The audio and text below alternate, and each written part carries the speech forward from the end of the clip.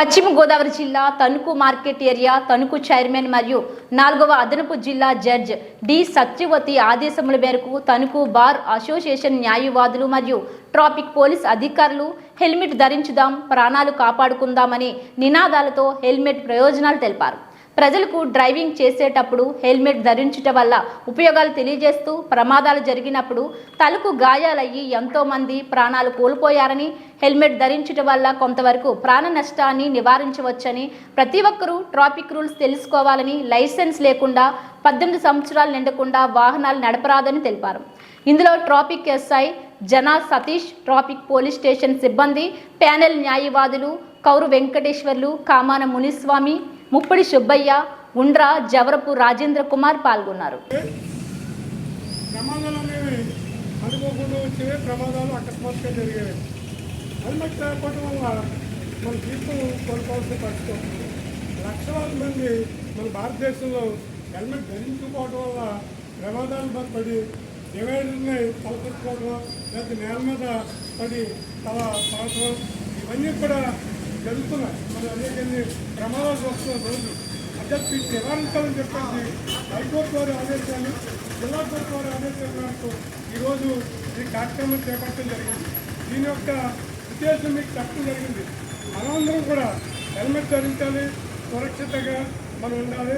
అలాగే motor vehicles act గురించి కూడా కొంచెం తెలుసుకోవాలి. దానికి కారణం ఏంటంటే మైనర్ పిల్లలు అంటే 18 సంవత్సరాల లోపున్న పిల్లలందరూ కూడా మోటార్ వెహికల్ నడుపుతున్నారు. దానివల్ల అనేక ప్రమాదాలు జరుగుతున్నాయి. ఇప్పుడు కేంద్ర ప్రభుత్వం వారు ఏం చేశారంటే మోటార్ వెహికల్స్ యాక్ట్ యొక్క ప్రమాదాలు గుర్తించి కనీసం 18 సంవత్సరాలు నిండిన వాళ్ళకే ఖరాబ్ ఉంది.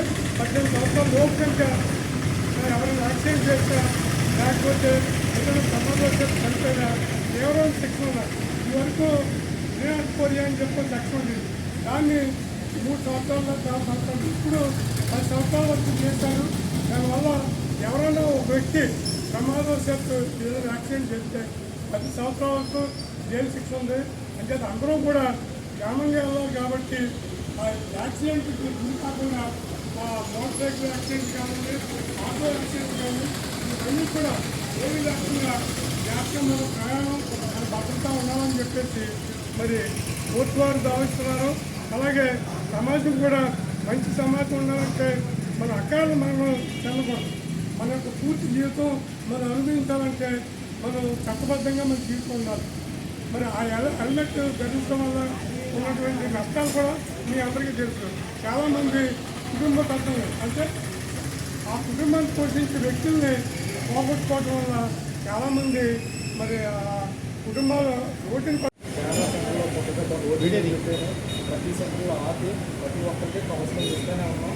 అప్పుడు ఏంటంటే ప్రజల్లో అవగాహన తీసుకురావడం కోసం ముఖ్య ఉద్దేశంతో వెళ్ళాం. అంటే ఎవరిని ఇబ్బంది పెట్టడం కానీ ఇంకో రకంగా ఎటువంటి పరిస్థితుల్లో వెళ్ళాం. కానీ ఇప్పుడు కోర్టు వారు కూడా దీన్ని తీవ్రంగా పనిచేస్తుంది.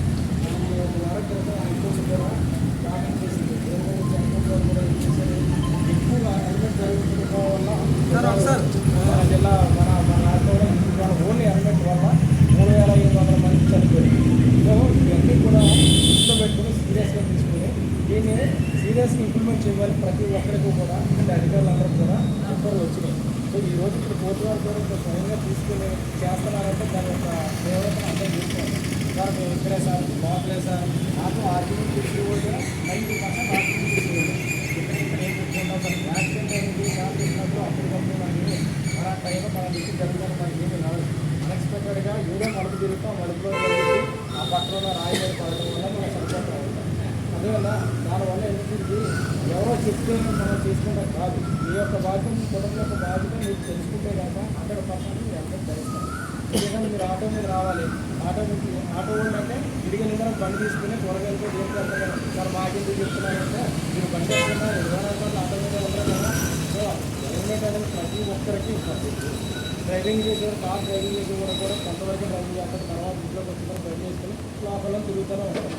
వాళ్ళకు కూడా హెల్మెట్ అనేది కంపల్సరీ. అదేవిధంగా మమ్మల్ని మేము నిజంగా 6 నెలల సావాసం తాడు వీడియో అవుతాడని మీకు చెప్పి మీరు మాట్లాడని మేము కూడా మానేసి ఉంటాం. వాస్తవాలు మమ్మల్ని చూసే ఉంటారు. ప్రతి ఒక్కరు హెల్మెట్తోనే తిరిగి 1 సంవత్సరం పాటు చెప్పి ఎంత రాజకీయ ఒత్తిడి కూడా తీసుకొచ్చారు. కానీ మమ్మల్ని అయితే ఇక్కడికి బయటకు ఆన్లైన్ పద్ధతి తీసుకున్నాం. ఎందుకు జనాలు మనం తీసుకొస్తాం ఈ జాగ్రత్త కోసం మనం ఏం చేసుకుంటాం అంటే మా ఉద్యోగం చేసినా మీకు కూడా ఉండాలి కదా. అదేనా మరొకన్నా నేను పూర్వంగా అంటే ఏదో చట్టం చూపుకొచ్చి ఒక మనిషిని చంపేసి చట్టం చూపుకొచ్చి చట్టం చూపుకోవచ్చు. దాని గ్రాఫీ గవర్నమెంట్ గ్రాఫీ పెంచింది. ఇప్పుడు నువ్వు అన్నీ కూడా గ్యారడీ అన్నీ కూడా సబ్జెక్ట్ వచ్చి జాగ్రత్తగా పోతావు. ఎవరంటే నేను కూడా చెప్తాను కదా ఫ్రెండ్స్ వాళ్ళని ఏదైనా అసలు ఏముంటారు చెప్తారు ఇక తాలూకా ఏముంటారు మేడం చెప్తారు. కానీ ఇప్పుడు అటువంటి పరిస్థితులు కాదు. అట్లా ప్రతి ఒక్కరు కూడా చాలా జాగ్రత్తలు ఒకసారి యాక్సిడెంట్ చేసినాక పక్కాగా జైలుకి వెళ్తారు. పక్కాగా జైలుకి వెళ్తారు. సో ఇవన్నీ దృష్టిలో పెట్టుకుని ప్రతి ఒక్కరు కూడా చాలా జాగ్రత్తగా హెల్మెట్ ధరించండి. లోకల్ నాన్ లోకల్ మనం సార్ 2 వీలర్